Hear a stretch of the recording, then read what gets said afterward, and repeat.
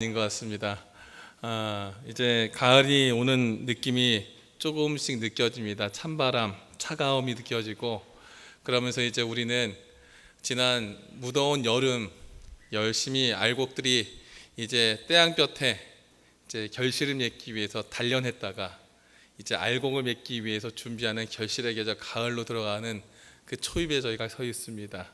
이제 힘들었던 시간들을 뒤로 하시고 내 삶에 하나님께서 이끌어 주셨던 삶의 열매, 신앙의 열매들이 어떻게 하나님 앞에 열매 맺을지를 생각해 보시면서요, 이번 8월 달 동안 저와 함께 성숙한 그리스도인이라는 제목을 가지고 우리 이 주제를 가지고 고린도후서를 같이 보면서 우리의 신앙이 하나님 안에서 조금 더 주님을 닮아가고 성숙한 모습이 되기를 간절히 바랍니다.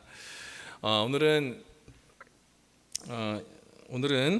저희가 8월 18일 이제 금요일 시간 이제 5번째 시간으로 이제 돕는 헌금으로 사랑을 나눔이라는 제목으로 말씀을 드리겠습니다. 고린도후서 8장과 9장 전체에 있는 말씀을 본문으로 해서 이제 마게도니아에서 이 고린도 성도들에게 헌금을 요청해서 예루살렘까지 함께 이제 가져가기 위한 바울의 헌금 호소를 통해서 우리의 성숙한 신앙이 이제 어떻게 표현되어야 하는지를 좀 생각해 보도록 하겠습니다. 우리 성경절 같이 화면에 있는 말씀, 하얀 글씨는 제가 읽고요, 노란 글씨는 여러분들이 읽으면서 함께 교독하겠습니다. 형제들아, 하나님께서 마게도냐 교회들에게 주신 은혜를 우리가 너희에게 알리노니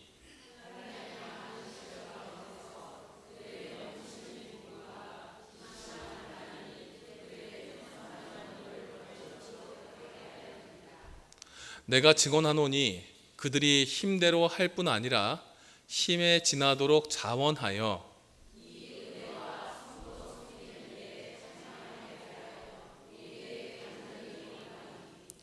우리가 바라던 것뿐 아니라 그들이 먼저 자신을 주께 드리고 또 하나님의 뜻을 따라 우리에게 주었도다.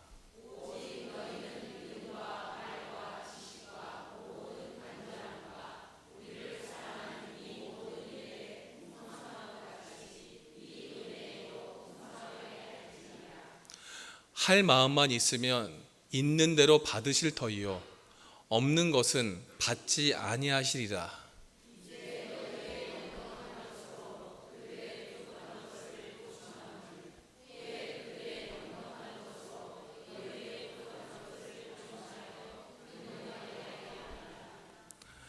이것이 곧 적게 심은 자는 적게 거두고 많이 심은 자는 많이 거둔다 하는 말이로다.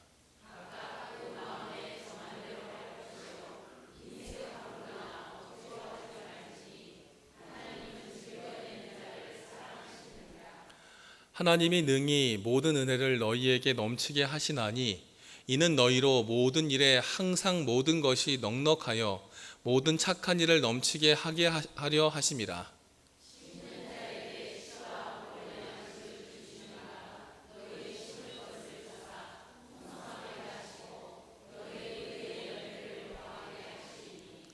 아멘. 여기까지 읽겠습니다. 여러분들 혹시 도움이 필요한 분들에게 여러분들의 손을 내밀어서 도와줘 본 적 혹시 있으신가요? 이 손이라고 하는 것은 보이는 손뿐 아니라 그 사람에게 실질적으로 도움이 될 만한 그것입니다. 혹시 그래 보신 경험이 있으신가요?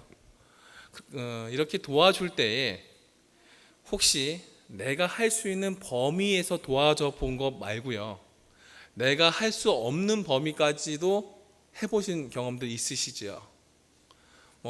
형태로 볼 때 교회의 어떤 건축원금이나 이렇게 헌신하는 경우들, 그런 성도들도 보고요, 또 어려운 집들을 후원하는 경우들도 이렇게 보게 됩니다. 신앙생활 하면서 실제로 왜 예수님을 믿을까라는 부분에 대해서 고민할 때에 이래서 예수님을 믿는구나라고 하는 모습이 비춰질 때가 있다며, 바로 그들의 삶의 모습에서 내 것을 쥐기 위한 삶이 아닌 내 것을 없는 내 형편에서도 함께 나누고 공유한 상태에서 행복을 누리는 그런 성도들의 모습을 보면서 많은 감동을 받고, 저렇게 살기 위해서 예수를 믿나 보다라는 그런 삶의 모습들을 지금까지 살아오면서 좀 보게 되었습니다. 오늘 고린도 교회의 성도들은 지금까지 자신의 삶과 교회의 삶의 부조화 때문에 끊임없이 다퉜던 교회의 모습이었어요. 신앙도 성숙하지 않았고 신앙 기간도 길지 않았지만 이제 그들의 모습이 조금 더 성숙한 상태로 나타내기 위해서 바울은 너희들이 가진 것들, 여러분들이 가진 것들 속에 그것이 얼마가 되었던지 누군가를 위해서 돕는 일에 함께 힘을 합쳐서 그것을 다 드리라고 권면하는 겁니다. 누군가를 도와주고 특별히 그 반응이 빠른 더 빨리 내게 다가올 수 있는 다른 교회 성도들의 어려운 부분들을 채워주면서 내 스스로 갖고 있었던 작은 힘이 남에게 큰 힘이 된다라는 그런 예수님의 나눔의 정신을 교회가 성도들이 그들의 삶에서 경험하도록 권면하는 것이 오늘 8장과 9장의 이야기입니다. 어디 뉴스에 보니까 이 두 분의 이야기가 있더라고요.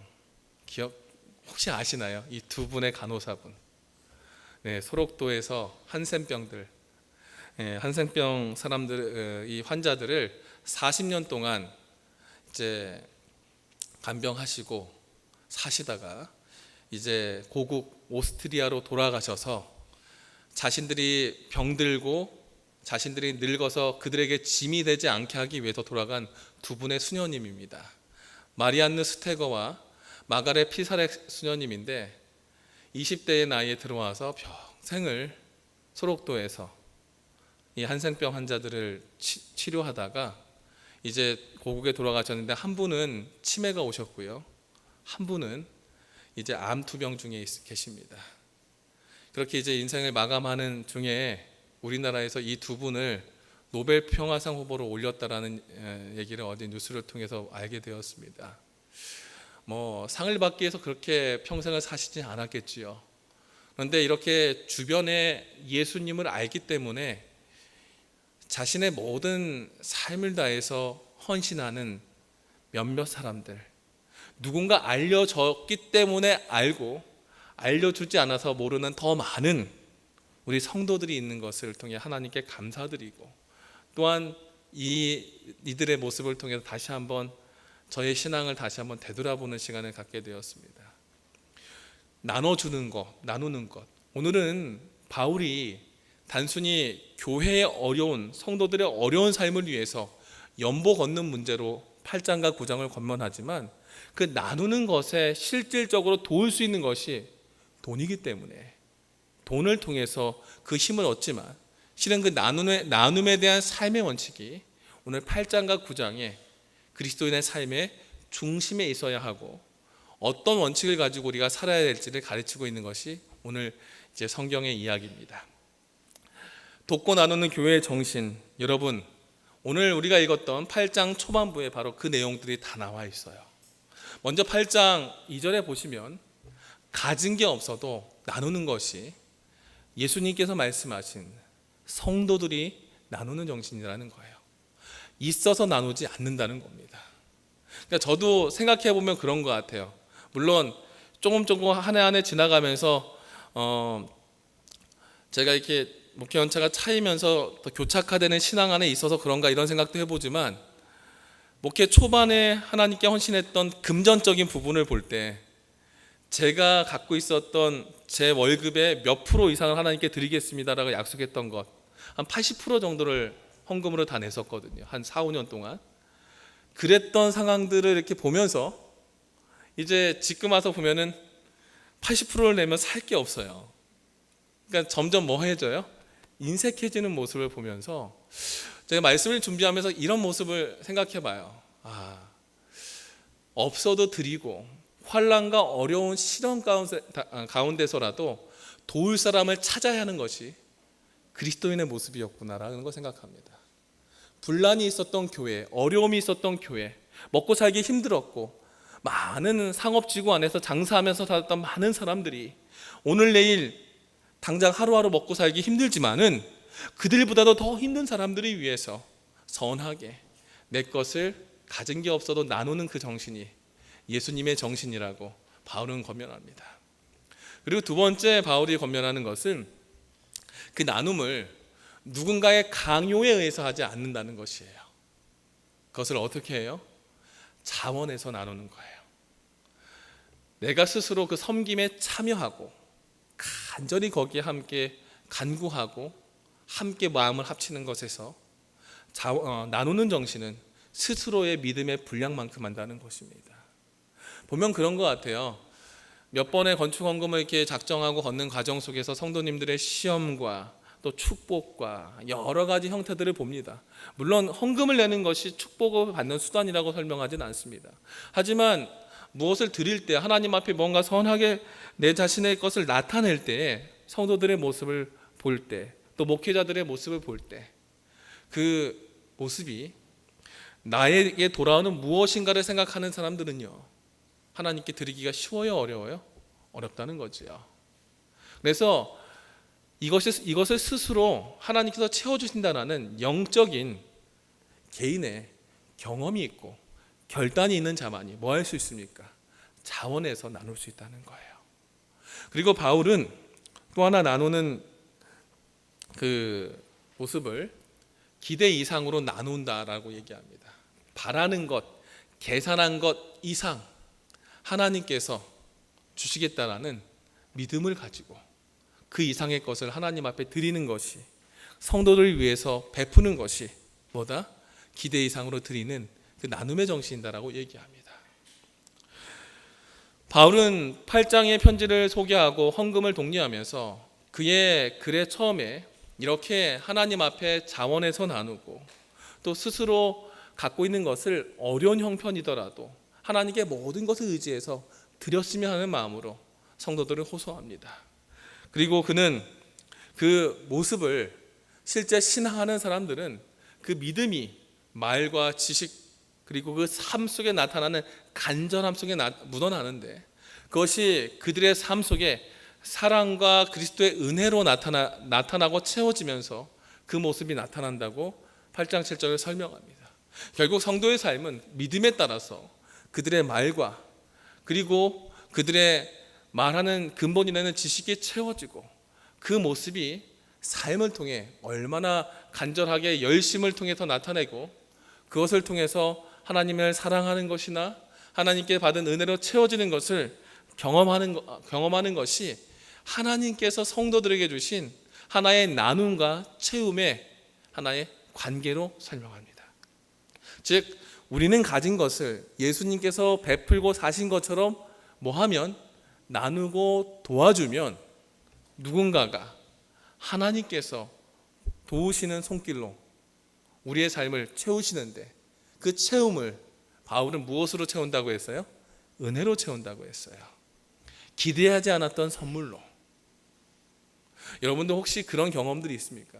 하나님께 무엇인가를 드려봤는데요, 그 드린 것 말고 전혀 다른 곳에서 채워지는 경험들 혹시 해보셨나요?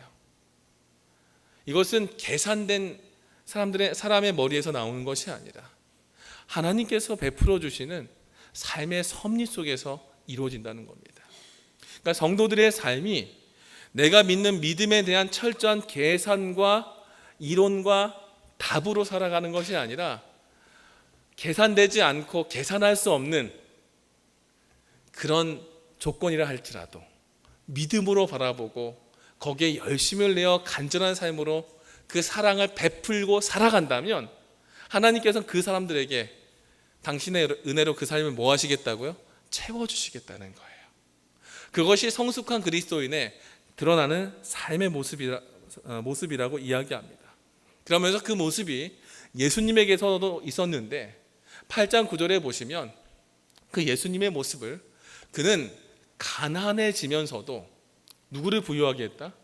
우리를 부유하게 했다. 즉 예수님의 그 모습 속에 그분의 십자가를 통해서 그는 이 땅에서 처절하게 종의 모습으로 처절하게 비참하게 돌아가시면서도 누구를요? 우리를 높이고 영생을 우리에게 허락하시면서 우리에게 베푸신 그 은혜가 있기 때문에 우리도 그 삶처럼 어떤 삶으로? 나눔의 삶으로 함께 동참해서 한 성도들과 한 식구들을 돕자라고 바울은 호소합니다. 그러면서 이 나눔에 대해서 설명하면서 나눔의 정신에서 가장 중요한 것은 자원이에요. 스스로 할 마음을 가지고 뭐 하자? 여기에 동참하자. 여기 마게도냐에서 내가 여러분들에게 편지 쓰면서 다시 한번 여러분들을 독려합니다. 이미 먼저 신앙에서 우리에게 말씀을 전해줬던 저 예루살렘 교회들, 그리고 여기 힘든 여러 교회들이 함께 모여서 그 어려운 교회를 돕기 위해서 뭐 하고 있어요? 지금 함께 돈을 모으고 교회를 위해서, 성도를 위해서 하고 있으니 여러분 기도해보고 하나님께서 움직여 주시는 대로 뭐 합시다? 거기에 동참합시다. 실제로 나눔이 무엇일까 생각해 봤어요. 우리나라 말에 나눔이라는 단어 있잖아요. 이 나누다라는 단어는요, 일반적으로 생명이 태어날 때 나타라는 단어와 그 어원이 같습니다. 그 어원이, 근원이 생명에 있어요. 결국 나눔을 통해서 무엇을 만들어주는 거예요? 생명을 만들어주는 거예요. 그러니까 결국 나누는 삶은요, 그리스도인 정신에 복음을 통해서 그의 영을 깨우쳐 영적인 생명을 찾게 하고, 나누는 삶을 통해서 그 사람의 실제적인 삶이 해결될 수 있도록 돕는 예수님의 온전한 생명을 얻는 정신과 함께한다는 것이에요. 결국 우리가 예수님을 믿고 예수님의 삶으로 거듭난 그리스도의 성도로 거듭나는 그 삶은 결국 영생과 이 땅에서의 삶이 풍요롭게 되기 위해서 서로가 서로를 어떻게 하는 거예요? 돕는 겁니다. 그 삶이 될 때 우리가 예수님 안에서 함께 성장할 수 있다는 것을 바울은 이야기하는 겁니다. 그래서 이 나눔은 이제 이 생명을 살리기 위해서 하는데, 바울은 그 9절 이후로 나오는 말씀을 통해서 이 나눔의 기본이 자원하는 마음에서, 내 마음에서 바치고 싶은 마음이 있다면 내 마음에서 우러나오는 근본적인 헌신에서부터 시작되는데, 그 헌신에서부터 그 삶이 표현되어 나가는 것이 나눔이다. 결국 이 나눔은 실천되고 보여진 뭐예요? 신앙의 모습이에요. 그런데 바울은 이 앞에 이 로마서에 보면은 이 비슷한 패턴을 어떻게 얘기하냐면, 믿음을 드러낼 때 사람이 마음에서 믿어서 구원에 이르지만은 무엇으로? 입으로 시인하여 이제 구원에 결국 이른다라는 거예요. 마음에서 아무리 예수님을 믿는다고 해도 뭐 하지 않으면, 입으로 시인하지 않으면, 이것은 입으로 고백하는 거죠. 이것은 강제로 너 예수님 믿어, 예수님 믿고 침례받아 이렇게 해서 되는 거예요? 아니죠. 스스로가 뭐예요? 마음에서부터 우러나와서 입으로 뭐 할 때, 내가 예수님을 나의 구주로 받아들이겠습니다, 내가 예수님과 영원한 생명을 함께하고 싶습니다라고 스스로 뭐 하는 거예요? 마음에서부터 고백하고 시인할 때 영생의 구원에 이르는 거예요. 똑같이 나누는 것도 누가 얼마를 하고 누가 뭘 하고 그걸 보는 것이 아니라 내 삶에 주신 은혜에 대한 감사함대로 뭐 하는 거예요? 삶을 떼어내는 거예요. 그것을 전에 예수님 믿을 때는 입으로 고백하고 침례 받았지만, 이제는 매 순간 하나님의 성령의 침례를 받고 마음이 새로워진 삶으로 매 순간 살아가면서 나보다 부족한 이웃들과 부족한 성도들을 위해서 뭐 하는 거예요? 스스로 실천할 수 있는 삶을 나누는 거예요. 그것은 돈의 문제가 아니에요. 시간이 될 수도 있고요, 어떤 행동이 될 수 있고 재능이 될 수도 있어요. 그런 삶을 나누는 것을 바울은 이렇게 스스로 자원해서 마음에서부터 하는 헌신으로 설명을 합니다. 그러면서 바울은 우리가 나누면 내 것은 마이너스가 되지만 결국 하나님께서 그 마이너스된 빈 부분을 뭐 하시겠다고? 채우시겠다는 거예요. 8장 14절에 이제 너희의 넉넉한 것으로 그들의 무엇을 채웠다고? 부족한 것을 채웠대요. 이 넉넉한 것이라는 것은요, 많은 것을 줬다는 것이 아니에요. 넉넉한 마음에서부터 나온 넉넉한 헌신이에요. 금액에 대한 문제가 아니라 그 마음에 충만한 하나님을 만난 충만한 마음을 가지고 뭐 한 거예요?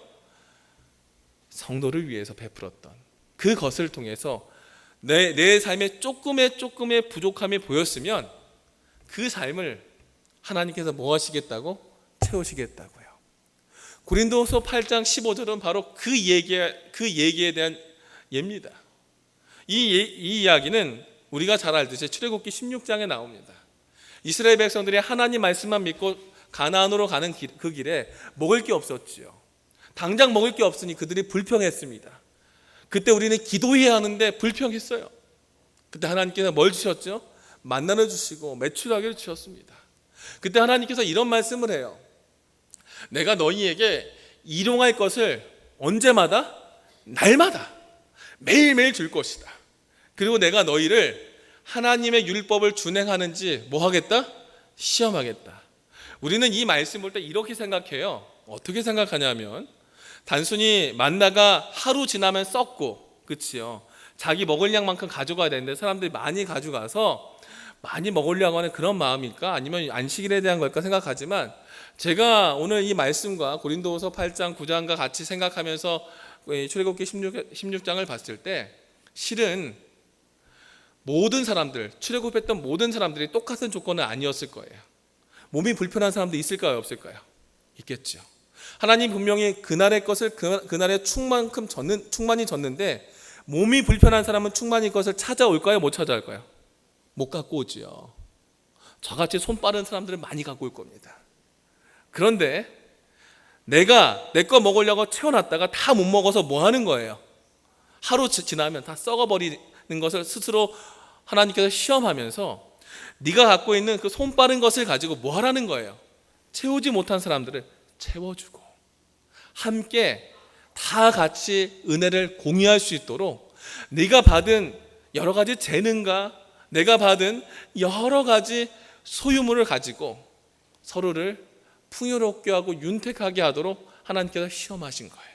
결국 바울은 우리의 것을 하나님께 드리고 모든 것을 던지면 그 다음에 하나님께서 우리의 빈 것을 뭐 하신다고요? 채우신다는 거예요. 그 겉면을 통해서 이제 이 고린도 교회 성도들을 다시 한번 스스로 결심할 수 있도록 그들을 독려합니다. 그것이 바로 뭐냐면 칭찬이에요. 잘 생각해 보세요. 고린도 교회 성도들이 조금 전까지 한 달 전까지 어떤 교회였어요? 분란 때문에 편지 보내서 마음 졸이고 바울이 편지를 기다리고 있다가 디도를 통해서 편지를 받았습니다. 그런 상태에서 이 사람들의 그릇이 누군가를 뭔가 도와주는 데 있어서 자원해서 잘할 사람 같아요? 못할 사람 같아요? 여러분들 보기에는 잘할 것 같습니까? 못할 것 같습니까? 좀 부족해요. 침례받은 지 얼마 안 된 사람들, 교회 나와서 이제 교회가 조직된 지 몇 년, 3, 4년밖에 되지 않았는데 그 안에 장로가 있어봐야 얼마만큼 영성이 있겠어요. 우리 교회처럼 30년, 20년씩 이렇게 오랜 동안 교회 안에서 믿음 생활을 하셨던 분들이 아니에요. 몇 년 안에 어쩔 수 없이 교회를 맡은 사람들도 있었을 거예요. 그러니까 그런 사람들이 스스로 뭔가 결심하는 데 있어서 뭐가 있어요? 마음에 뭐가 있어요? 부담이 있어요. 그래서 바울은 고린도후서 9장 2절을 통해서 이렇게 사람들을 칭찬합니다. 9장 2절을 가만히 보면 조금 어려웠어요. 제가 이 말씀을 보고 이렇게 생각하기가 어려워서 현대인의 성경을 봤습니다. 나는 여러분의 열심을 잘 알기 때문에. 분명히 이 열심 갖고 고린도 교회 사람들은요 뭐 했어요? 싸웠어요. 그런데 그것을 바울은 뭐 했어요? 칭찬을 씁니다. 열심히 회복하려고 했던 그 모습으로 이야기하면서 여러분이 지난해부터 이 일을 준비했다고 마게도냐 사람들에게 뭐 했어요? 자랑했어요. 이들이 다 준비하지 않았지만 그 교회의 그런 모습들을 스스로 뭐 한 거예요? 바울이 정말 좋은 모습입니다라고 스스로 조금 더 포장해 줬어요. 그리고 이런 사람입니다라고 주변에 뭐 해줬어요? 소문을 내줬어요. 그러니까 고린도 사람들이 저 정도면 이 마게도냐에 있는 우리는 어떻게 해야 될까요? 더 잘해야 되겠다 생각하고 그들이 더 자극을 받아서 뭐 했다는 거예요? 더 많은 헌금을 하게 됐다는 얘기를 하니까 고린도 사람들이 스스로 그 얘기를 들을 때 많이 할 수밖에 없게 뭐 했어요? 만들어졌어요. 그러니까 바울이 이 주춤하고 있는 고린도 성도들에게 마게도니아 사람들의 예를 들고 자신이 그들을 칭찬하면서 뭐라고 하냐면 그들을 인정해 줍니다. 여러분들 신앙이 얼마 안 됐지만은 여러분이 먼저 준비하고 열정적으로 다른 교회 사람들을 도우려고 하고 갖고 있는 작은 것이라도 나눠주려고 하는 그 열심을 내가 압니다. 그리고 여러분들 그 모습 정말 주변 사람들에게 본이 되기 때문에 내가 다 소문냈어요. 자랑하고 칭찬해 준 거예요. 그러니까 속에서 뭐 했던 사람? 소극적이고 할까 말까 고민했던 이 성도들의 마음을 조금씩 동료해 주면서 그들이 스스로 뭔가 설 수 있도록 공감해 준 거예요.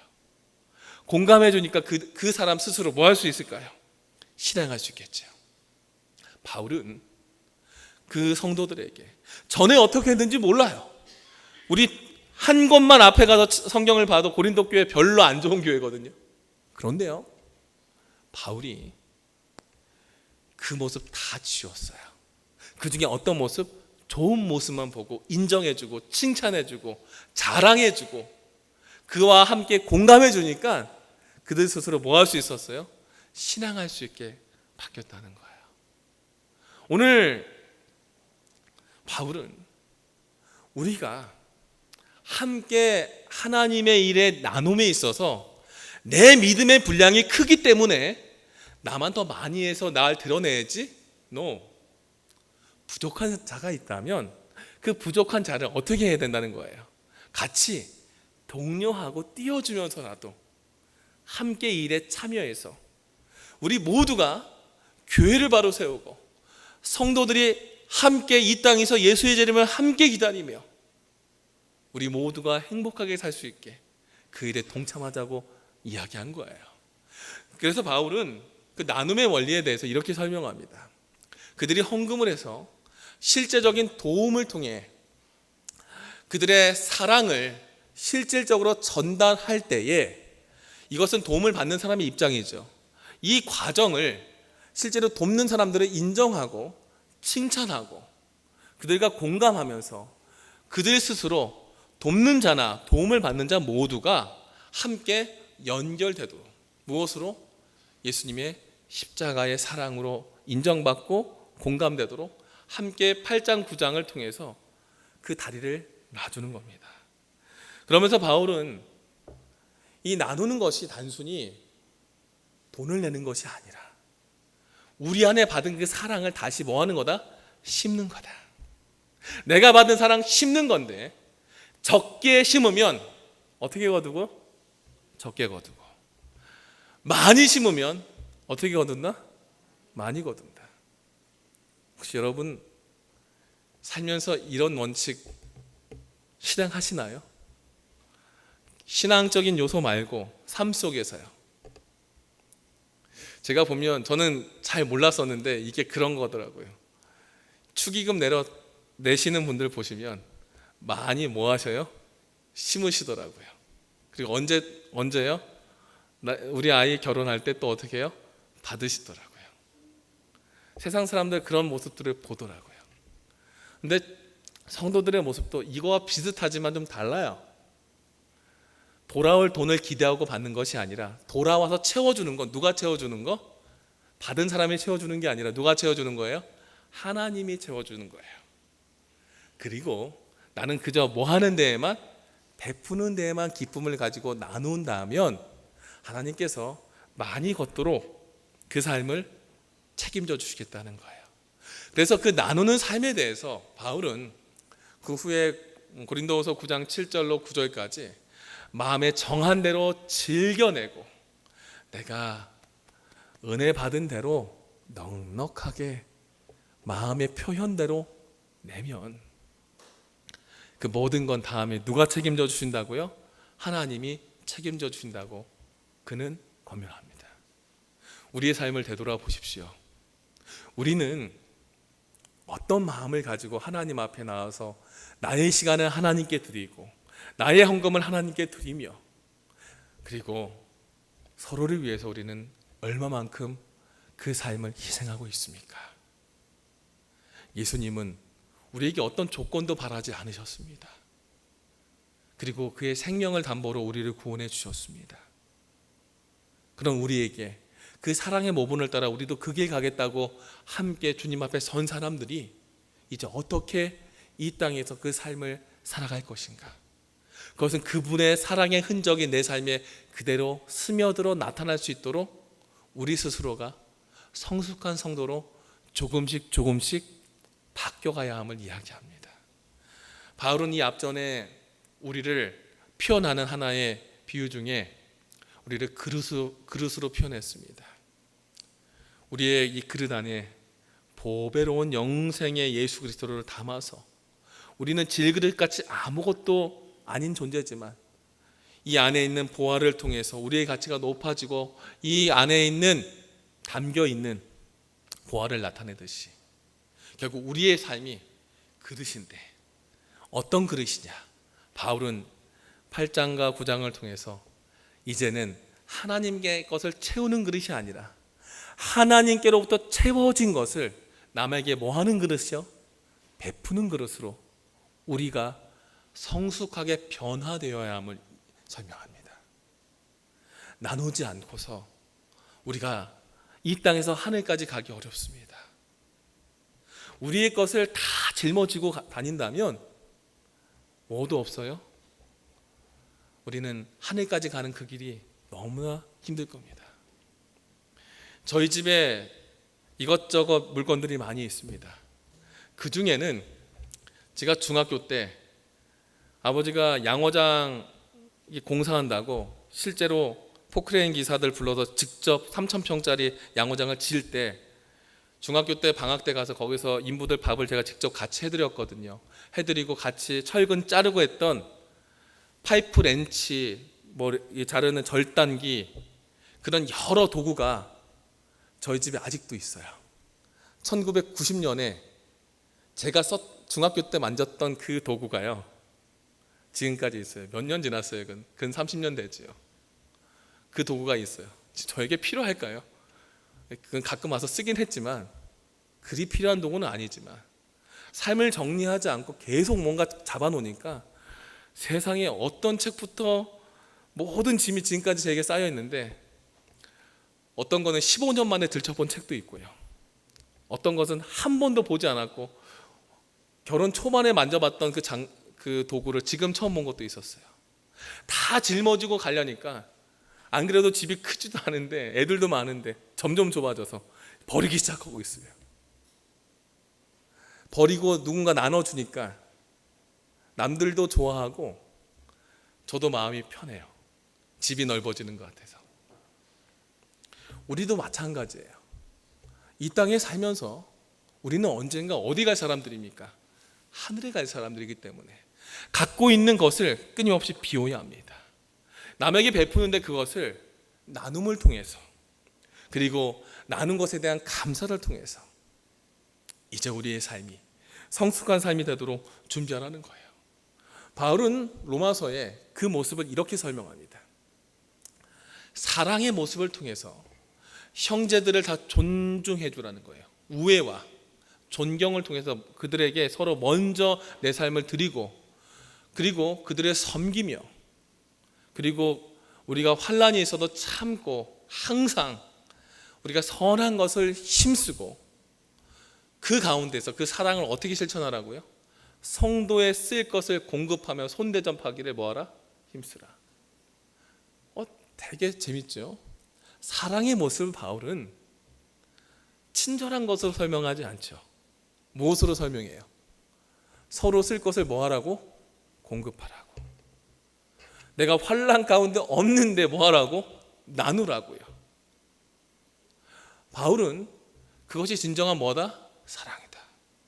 그리고 우리의 삶이 힘들어도 박해하는 자를 축복하고 함께 즐거워하고 마음을 같이 해서 나든지 함께 처하면서 선한 일을 도모하면서 그들과 나누는 삶을 통해서 할 수 있거든. 너희 모든 사람과 뭐하라?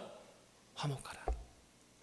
사랑을 통해서 화목하는데, 화목하는 방법이 내적으로 내 마음 안 알아주고 있네? 이런 거 아니라는 거죠. 환난 속에 있어도 먼저 겸손하게 그들을 섬기고, 갖고 있는 건 갖고 뭐 하는 거예요? 나눠주면서 함께 화목하고 그 사랑을 이루라고 이야기합니다. 그러면서 바울은 오늘 우리가 한 성도들을 도울 때 돕는 그 원칙이 스스로 기쁜 마음을 가지고 모든 거 하나님께 맡긴 다음에 삶 속에서 자원에서 나오는 삶의 기쁨과 감사의 표현으로 뭐 하자는 거예요? 나누자는 거예요. 우리 삶 속에 그렇게 함께 내가 받은 사랑과 은혜를 나눌 수 있는 그런 재림 성도 되기를 간절히 바랍니다. 시도봉사에 이런 말씀이 있어요. 예수님의 모습을, 그분의 사역을 엘렌 G. 화이트가 쓰면서요, 그분의 말씀에는 그들에게 확신을 주는 능력이 있었다. 그것이 무엇인가? 그것은 말 자체가 아니라 행동이었다는 거예요. 다른 사람에게 우리의 감화력을 결정해 주는 것은 우리 자신의 무엇이다? 품성과 무엇이다? 경험이다. 이 경험이 뭘까요? 이 경험이 나누는 겁니다. 삶과 소유와 생명을 나누는 겁니다. 그 나눔 속에, 나눔이 내 삶 속에 경험될 때 품성과 삶이 드러나는 거예요. 예수님의 삶은 이랬다고 설명합니다. 그리고 그렇게 하지 않았던 그 모습들, 하나님께 맡기기를 두려워하기 때문에 근심스럽고 불안한 마음을 가지게 된다. 그들은 하나님께 완전히 헌신하지 않는다. 왜냐하면 그들은 그와 같은 헌신에 따르는 결과를 뭐하기 때문이다? 두려워하기 때문이다. 눈에 보이는 손해들을 두려워하기 때문에 눈에 보이지 않는 하나님을 신뢰할 수 없는 믿음의 이 양면성을 이야기합니다. 그들이 그와 같은 헌신을 하지 않으면 그들은 뭐 하지 못할 것이다? 평안을 얻지 못할 것이다. 진짜 평화로우려면 뭐 하라고? 뭐 하라고요? 그 보이는 손해를 감수하고서라도 나누고 나고 기쁨이 있고 감사가 채워지면 그 자체로 내 삶의 그 대가로 뭐가 온다고요? 평안이 온다는 거예요. 그러면서 우리에게 바울의 예를 이렇게 설명을 해요. 바울은 그리스도의 사랑이 우리를 뭐 한다고요? 강권하신다라는 말을 통해서 그의 행동을 지배하는 원칙이 뭐다? 예수의 사랑이다. 그리고 그가 열성이 한순간도 그 의무의 길에서 약해지면 그는 다시 뭘 바라봤다고요? 십자가를 바라봤다고요. 그리고 십자가 바라보고 다시 뭐 했다고요?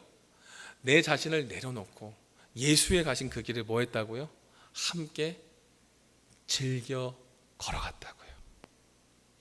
오늘 우리에게 주님께서 말씀하신 거는요, 우리가 바로 그릇이라는 거예요. 어떤 그릇이라고요? 우리가 남에게 이제 베푸는 그릇이라는 거예요. 지금까지는 하나님이 채워주시는 그릇이었는데 이제 우리는 남에게 베푸는 그릇으로 다시 준비되어야 함을 이야기합니다. 거기에는 나눔과 감사가 겉으로 드러나지만 그 삶을 만드는 데 있어서는 서로를 인정해주고 서로를 공감해주고 서로를 칭찬해주는 상호작용 속에 나눔의 모습이 만들어져 가는 거예요.